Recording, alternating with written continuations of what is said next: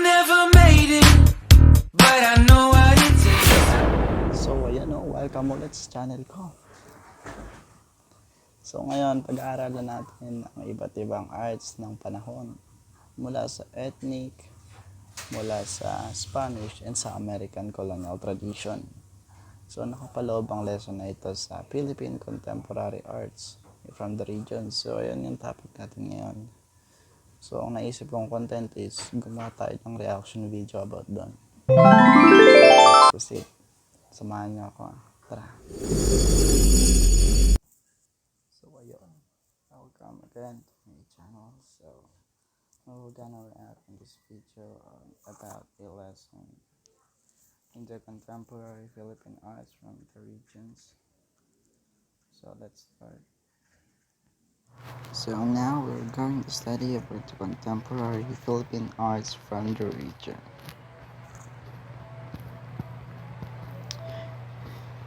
There are development of Philippine art in three major traditions. This is the ethnic tradition, Spanish colonial tradition, and American colonial tradition. So we will start at the ethnic tradition. It pertains to characteristics of people, especially to a group, ethnic group, sharing a common and distinctive culture, religion, language, or like. Refers to the origin, classifications, characteristics, etc. of such groups. Here are the examples of that. So ayan o, kung titingnan natin, may tatlo pa lang traditions. Yun yung ethnic tradition, Spanish tradition, tas American colonial traditions. So ngayon, titingnan natin yung mga examples nila, kung ano-ano ang mayroon sa ethnic traditions. Ethnic tradition.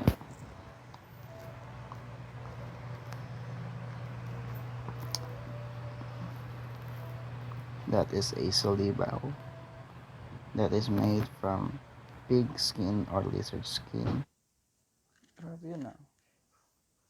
Meron palang drums na gawa sa ganun. Sige, magpatuloy tayo. For which I can say that it is topped. Rain sticks, the karaga, it's a guitar made up of bamboo, tanggaling, brace bells, Philippine batik making, basket making, or the liang basket weaving, making basket using water lily plants, and many more.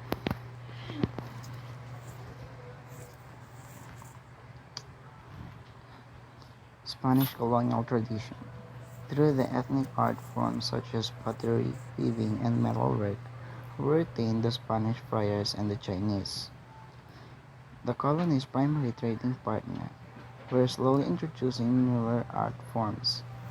Icons brought by the friars were used as models for sculpture. Filipino artisans were taught the Chinese brushwork technique in painting. Engraving was also introduced. The concept of patronage. Artisans were commissioned and paid to carve and... So ayan parang lumakas yung volume ng video dyan. So ayun lang naman yung reaction ko. Parang lumakas yung video. Tingnan nyo to. Ito. Nakikita nyo ba yan? It is a Spanish painting brought here in the Philippines. Magaganda. About...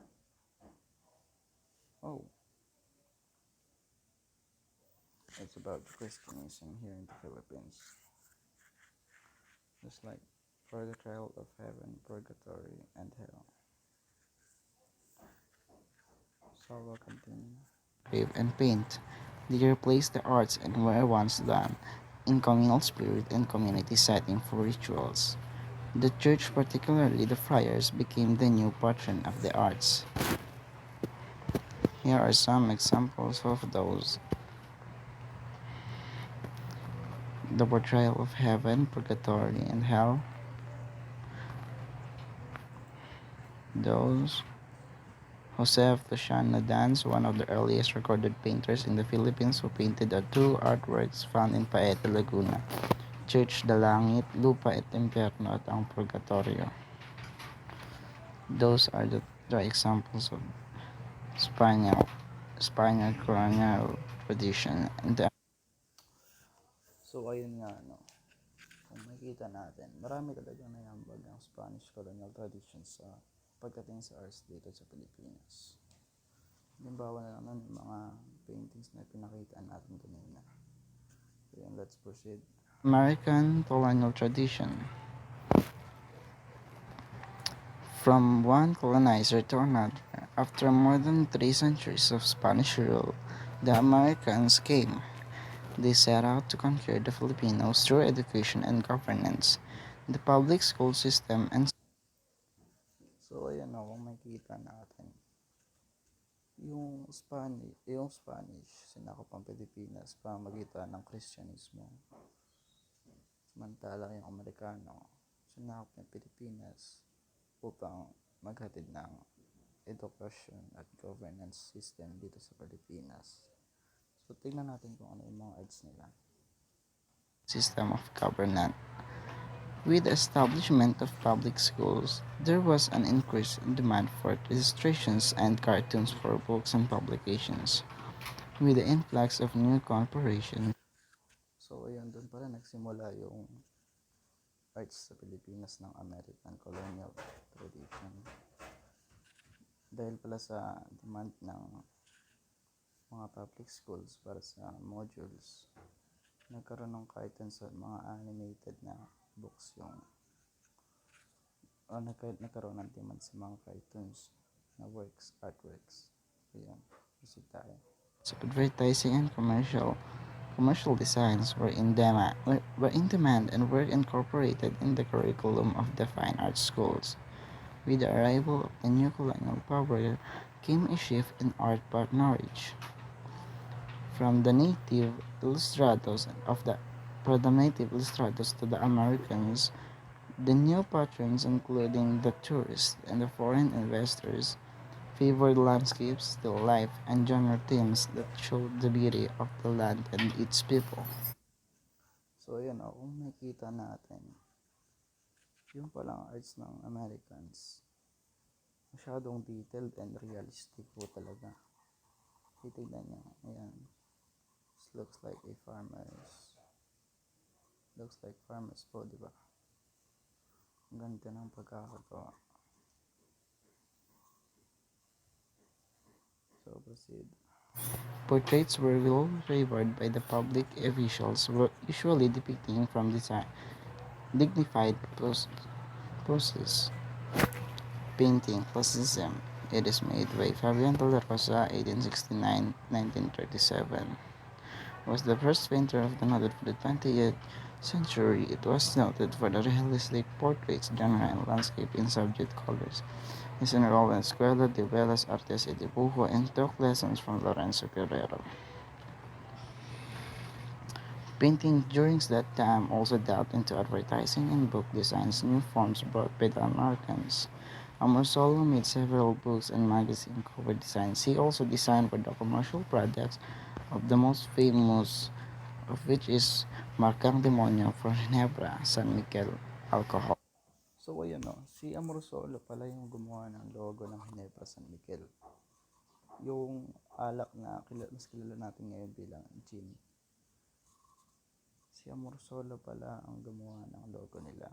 Logo tuloy. Ng arts sa loob ng arts na nakalagay sa gin. Markang Demonyo. Yun pala yun. So, ang gandang trivia na, no? Drink. This is it. That's it. And modernism, Carlos Botong, Francisco, ang ano. Ito, nakikita ko ito madalas sa mga libro. Pero, mas maganda siguro kung mapupunta natin ito sa Manila. Ayos yan. Face painter.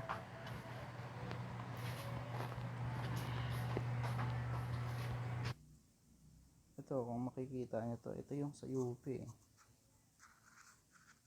Ayan o. Yung oblation.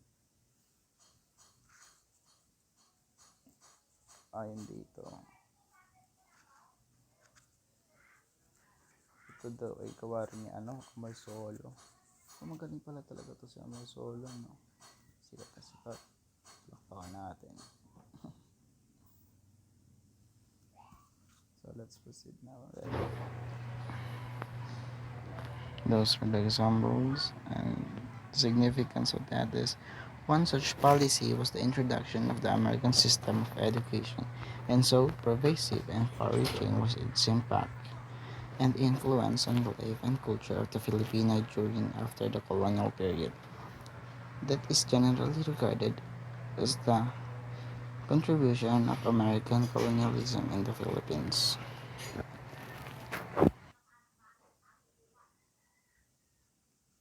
So, ayan, So, mahasa ako marami kayo natutunan. So, salamat ulit. So, ulit, ayun. Nakatapos na naman tayo ng isang content para sa ating YouTube channel. So, sana mag-subscribe kayo. Click here, subscribe, and hit the notification button para gumawa pa tayo ng maraming mga videos about Wela, sa eskwela, at sa iyo pa. Maraming salamat ulit. So, paalam. I never made it, but I know